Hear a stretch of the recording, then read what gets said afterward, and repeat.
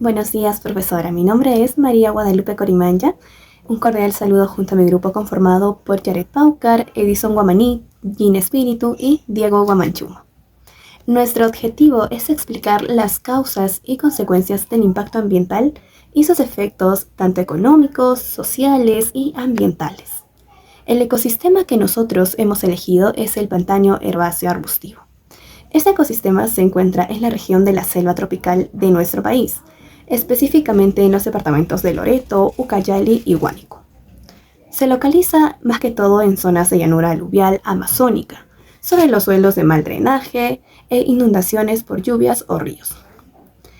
Este ecosistema abarca aproximadamente 795.573.87 hectáreas, lo que representa también aproximadamente un 0.61% del territorio nacional. Este ecosistema es importante ya que presenta alta biodiversidad de flora y fauna. Regula el ciclo hídrico y actúa como una fuente de agua. También captura el carbono y ayuda a mitigar el cambio climático. Y sirve de refugio para algunas aves migratorias, además de ser el sustento de comunidades locales a través de sus recursos naturales. Buenas tardes, profesora. Mi nombre es Diego Javier Guamanchumo y yo me voy a encargar de explicar sobre el impacto ambiental del pantano herbáceo arbustivo. Bien, como verá, Miss, tenemos dos impactos, uno que es el positivo y uno que es el negativo. Ahora le voy a explicar sobre los impactos positivos, es decir, los beneficios ecológicos que nos brinda. Como primer punto tenemos la filtración de agua. Se dice que estos actúan como filtros naturales, eliminando así los sedimentos y también los contaminantes del agua que pasan por ellos. Como segundo punto tenemos la captura del carbono. Se dice que estos humedales almacenan grandes cantidades de carbono en sus plantas, en los suelos y así ayudan a mitigar el cambio climático. Como tercer punto tenemos el control de inundaciones. ¿Qué quiere decir? Esto quiere decir que funcionan como esponjas naturales, absorbiendo así el exceso del agua durante las lluvias intensas. Como cuarto punto tenemos la biodiversidad. Esto quiere decir que son hábitats clave para muchas especies de aves, de insectos, anfibios y también para las plantas. Y por último punto tenemos la regulación microclimática. Se dice que estos ayudan a mantener temperaturas más frescas y humedad estable en su entorno. Bien, ahora vamos a ver sobre los impactos negativos, es decir, cuando se degradan o se manejan mal. El primer punto negativo que tenemos es la desecación o drenaje. ¿Qué quiere decir esto? Que elimina el agua del humedal reduciendo así su capacidad ecológica y también destruye su biodiversidad. Como segundo punto tenemos la contaminación. Esto quiere decir que el ingreso de residuos o sustancias tóxicas dañan a la flora, a la fauna y también a la calidad del agua del pantano. Como tercer punto tenemos la invasión de especies exóticas. Esto quiere decir que las plantas o animales no nativos alteran el equilibrio del ecosistema y desplazan así a las especies locales. Y como cuarto punto tenemos el cambio en el régimen hídrico. Esto quiere decir que afecta alterando en la cantidad o flujo del agua que afectan los ciclos naturales y la salud humedal. Bien, ahora vamos a explicar sobre el cambio climático del pantano herbáceo arbustivo. Como primer punto tenemos las alteraciones en el régimen de lluvias. Dice que menos lluvias o lluvias más irregulares pueden causar desecación del pantano. Esto afecta a la vegetación herbácea y arbustiva y también pone en riesgo a las especies que dependen de este hábitat. Como segundo punto tenemos el aumento de la temperatura. Se dice que acelera la evaporación del agua superficial, reduciendo la humedad del suelo. Esto puede cambiar la composición de especies también, por ejemplo, menos plantas acuáticas, más arbustos resistentes a la sequía. Como tercer punto, tenemos los eventos extremos más frecuentes, que están las tormentas fuertes, inundaciones o sequías severas y pueden dañar la estructura del ecosistema, arrastrar sedimentos o causar erosión. Estas perturbaciones frecuentes dificultan mucho la generación natural. Y por cuarto punto tenemos la elevación del nivel del mar. Si el pantano está en zonas costeras, esto quiere decir que puede provocar intrusión salina, afectando a las especies no adaptadas a la salinidad. Bien, profesora, y por último vamos a ver la deforestación en el pantano herbáceo arbustivo. El primer punto que tenemos es la pérdida de la biodiversidad. Dice que muchas especies animales y también vegetales dependen del equilibrio entre el agua, el suelo y la vegetación. Esto quiere decir que la destrucción de la cubierta vegetal elimina hábitats, también alimentos y zonas de reproducción. Como segundo punto tenemos las alteraciones del ciclo del agua. Dice que al quitar la vegetación se interrumpe la capacidad del suelo para retener agua. Esto puede causar inundaciones en temporada de lluvia y también en sequías en épocas secas. Como tercer punto tenemos la liberación de carbono. Esto contribuye directamente al cambio climático. Dice que al remover las plantas y secar suelos anegados se libera carbono acumulado durante siglos, especialmente en forma de CO2 y metano. Y como cuarto punto tenemos la compactación y erosión del suelo.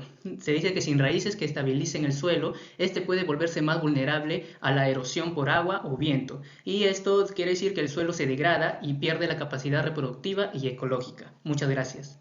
Bueno, en esta oportunidad haré mencionar las causas más frecuentes del impacto sobre el ecosistema que hemos elegido, que es los pantanos herbáceos. Bueno, como sabrán, existen muchas causas, pero en esta oportunidad mencionaré solamente tres de ellas. Como punto número uno tenemos el cambio del uso del suelo. Bueno, es una de las principales amenazas para los pantanos herbáceos, lo cual es un fenómeno que ocurre cuando estos ecosistemas son transformados en terrenos agrícolas, zonas urbanas o zonas industriales, teniendo como resultado que la destrucción de vegetales, lo cual hace que altere el equilibrio del ecosistema y se pierda la biodiversidad. Por otro lado, lo que también podría generar es inundaciones, sequías, degradación y lo cual esto transformaría y contribuiría al cambio climático. Como punto número dos, tenemos la minería ilegal.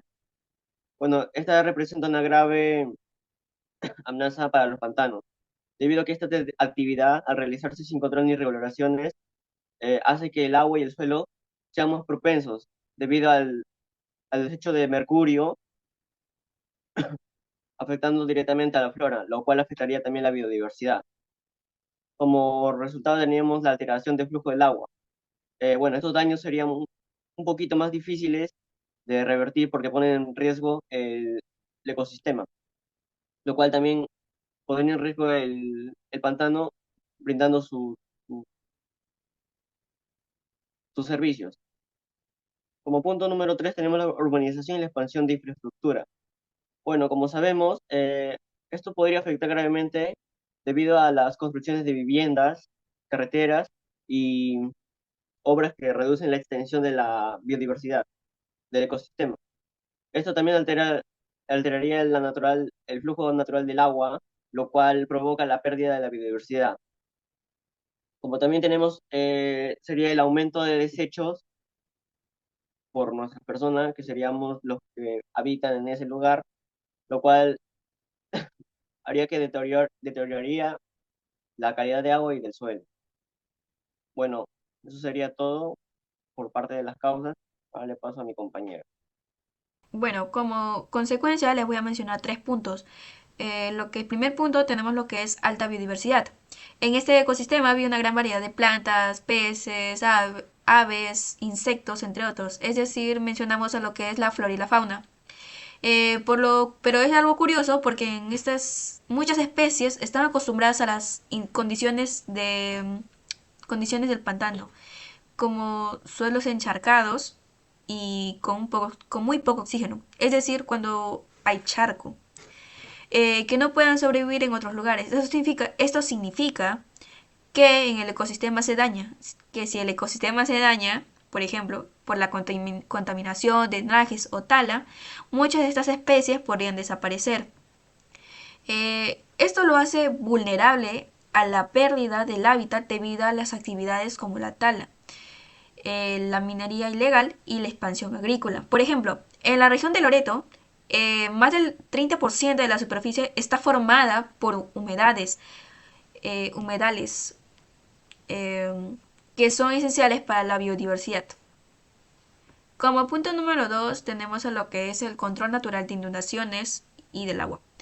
Estos pantanos funcionan como una especie de esponja gigante que absorbe, es decir, durante las lluvias fuertes, absorben muchísima agua y que las van liberando poco a poco. Gracias a eso, nos ayudan a evitar inundaciones en otras zonas.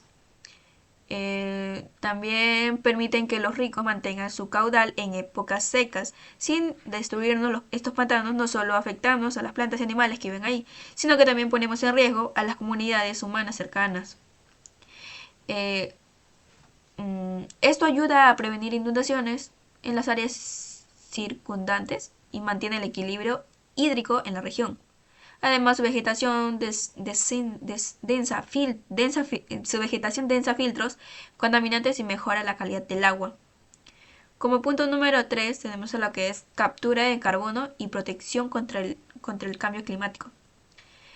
Aunque a veces no lo parezca, estos ecosistemas son claves para luchar contra el cambio climático.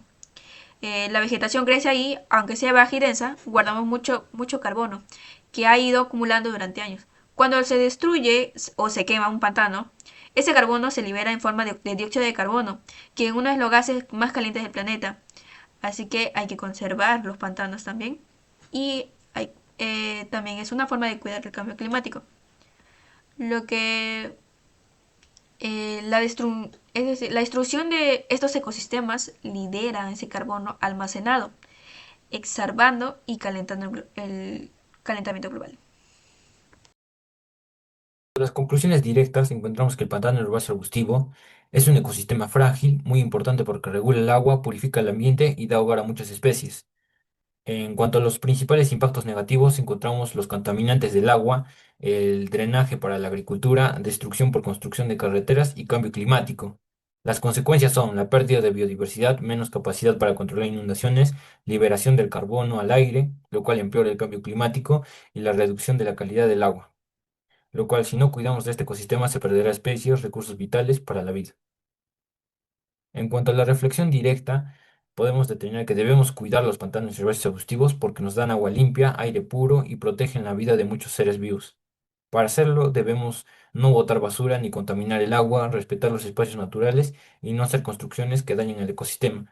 Participar en proyectos de conservación o limpieza, enseñar a otros sobre la importancia de estos ecosistemas, exigir a las autoridades que protejan los pantanos y si todos hacemos nuestra parte, podemos evitar que este ecosistema desaparezca y garantizar un mejor futuro para todos.